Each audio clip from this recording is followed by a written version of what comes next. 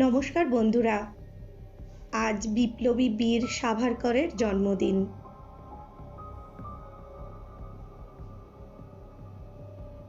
তিনি ছিলেন একাধারে রাজনীতিবিদ, একাধারে পণ্ডিত এবং আরেকদিকে একজন বিপ্লবী বীর। তার বীরত্বের জন্যেই ভারতবাসী তাকে বিপ্লবী বীর সাভারকর নামে চেনে। এবার তোমাদের নিয়ে যাব আমাদের গল্পের বীর বিক্রমাদিত্যের রূপকথার রাজ্যে।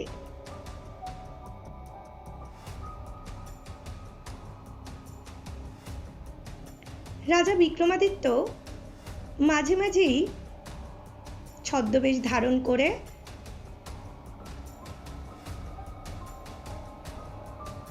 নিজের রাজ্যে এবং রাজ্যের বাইরে ঘুরে বেড়াতেন। রাজ্যের বাইরে আসতেই একসময় রাত্রি হয়ে গেল। তখন রাত্রি কাটাবার জন্য তিনি গাছে উঠে বসে আছেন। এমন সময় নিচে একজন নারী ও একজন পুরুষের কথা শুনতে পেলেন। প্রথমজন নিয়তি ও দ্বিতীয়জন কলি।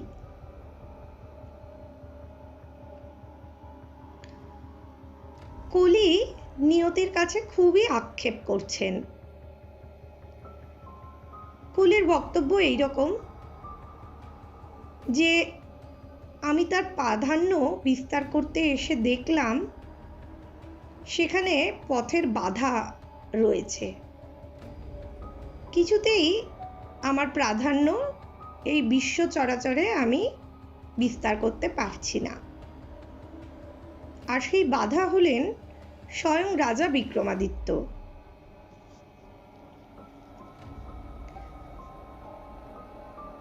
কলির এই দুঃখের কথা শুনে রাজা বিক্রমাদিত্য মনে মনে আরেকটু বেশি করে দৃঢ় পণ করলেন যে আমি কিছুতেই আপনাকে এই বিশ্ব সংসারে নিজের প্রাধান্য বিস্তার করতে দিতে পারি না, কারণ আমি দয়ানন্দ স্বামীর শিষ্য, আমি উজ্জয়িনীর রাজা। আমার প্রজাদের প্রতিপালন করা আমার ধর্ম। সেখানে আপনি কোনোভাবেই ক্রূরতা বিস্তার করতে পারেন না। এরপর নিয়তি আর কলির কথাবার্তা চলছে। কলি এবার নিয়তিকে জিজ্ঞাসা করলেন, আপনার খবর কি? উত্তরে নিয়তি বললেন যে আমি আজ নির্ণয় করলাম রামচন্দ্রপুরের বলাই দত্তের শিশু ছেলেকে আগামী পূর্ণিমায় সাপে হত্যা করবে। শুনেই রাজা বিক্রমাদিত্য একেবারে চমকে উঠলেন যে অতটুকু শিশুকে সাপে দংশন করবে, আর সে কথা জেনেও কি তিনি চুপচাপ বসে থাকতে পারবেন? ভোর হতেই নিয়তি আর কলি দুজনেই অদৃশ্য হয়ে গেলেন। তখন রাজা বিক্রমাদিত্য উপায় খুঁজতে ব্যস্ত। কি করে বলাই দত্তের ওই শিশু সন্তানটিকে সাপের হাত থেকে বাঁচানো যায়। কি করবেন কিছুই বুঝে পাচ্ছে না। এমন সময় রাজার মনে হলো সাধু শেষে একবার বলাই দত্তের বাড়ি যাই। যেমন ভাবা তেমন কাজ। রাজা বিক্রমাদিত্য সাধুর বেশে বলাই দত্তের বাড়ি গিয়ে উপস্থিত হলেন।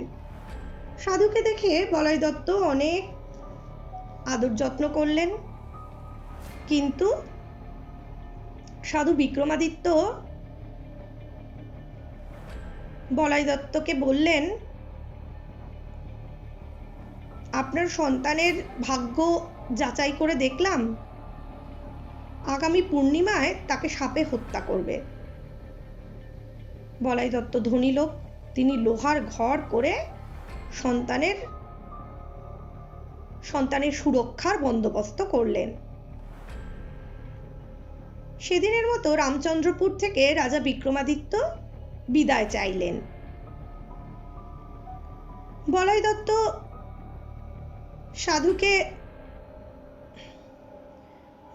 সাধুকে কিছুটা আটকে রাখার পরিকল্পনা করছিলেন,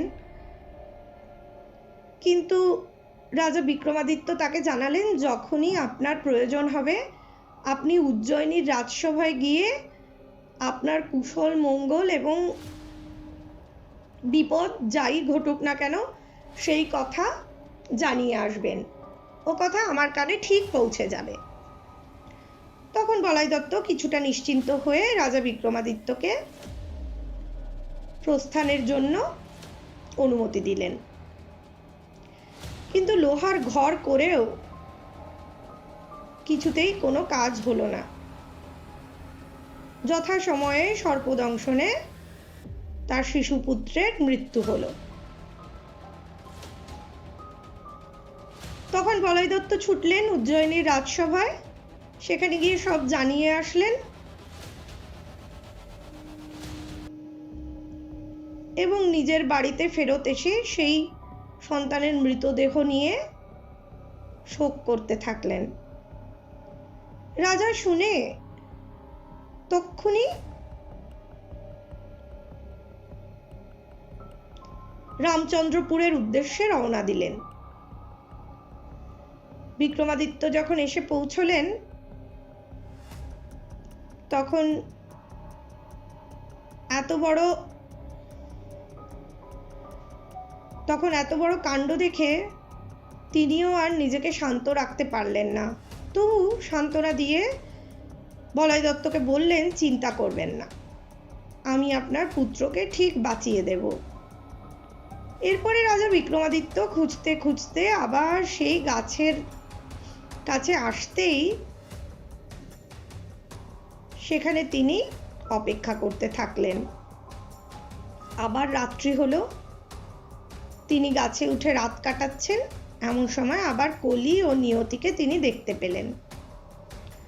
কলি ও নিয়তি দুজনে আবার সেই আগের মতো নিজেদের মধ্যে নানান রকম কথা আদান প্রদান করছেন। এমন সময় রাজা বিক্রমাদিত্য গাছ থেকে নেমে এসে নিয়তিকে বললেন, দেবী প্রণাম নেবেন। নিয়তিও খানিকটা হতচকিত হয়ে গেলেন। তিনি কিছুতেই কল্পনা করতে পারেননি যে স্বয়ং রাজা বিক্রমাদিত্য তার সামনে এসে হাজির হবে এবং তাকে স্বরূপে দেখতে পেয়ে যাবে। তখন রাজা বিক্রমাদিত্য দেবীকে করজোড়ে জিজ্ঞাসা করলেন, বলাই দত্তের সন্তানকে কি বাঁচানো যায় না? নিয়তি বললেন, সে তো সম্ভব নয়, তবে আপনি যদি এত করেই আমার কাছে অনুরোধ করছেন তবে এক বিধান দিতে পারি, তাতে যদি কাজ হয় হলেও হতে পারে।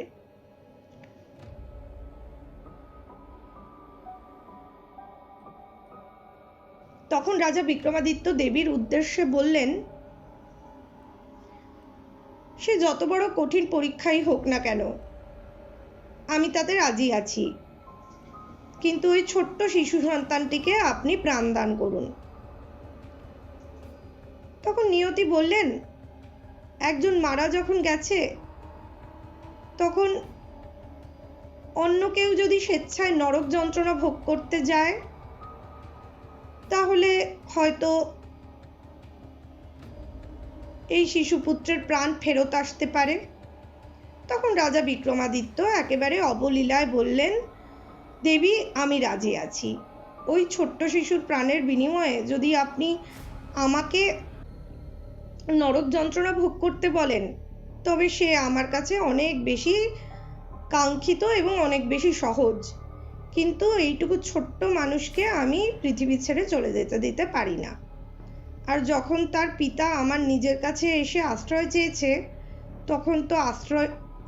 তখন তো আশ্রিতাকে আমাকে রক্ষা করতেই হবে।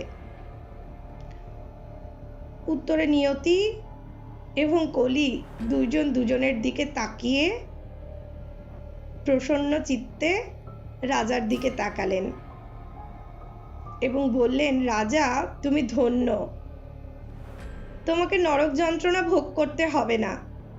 তোমার পুণ্য বলে আমি ওই শিশুপুত্রের প্রাণ দান করছি। তুমি দেশে ফিরে যাও, আর এরকম ভাবেই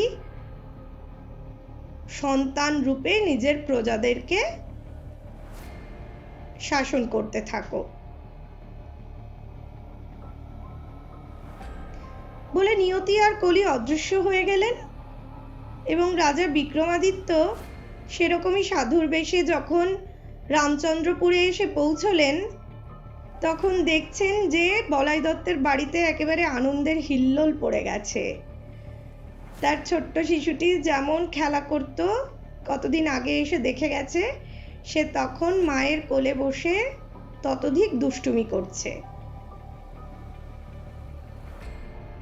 রাজা বিক্রমাদিত্য একেবারে নিশ্চিন্ত মনে তখন উজ্জয়িনীতে ফেরত গেলেন। আশিরচা, এই গল্পটা তোমার কেমন লেগেছে? খুব ভালো লেগেছে। বন্ধুরা, যদি তোমাদেরও এই গল্পগুলো ভালো লাগে তাহলে লাইক, সাবস্ক্রাইব আর শেয়ার করে কমেন্টে জানাও কি কি নতুন গল্প শুনবে। ঠিক, তাড়াতাড়ি জানাও আমাদের কি কি নতুন গল্প শুনবে।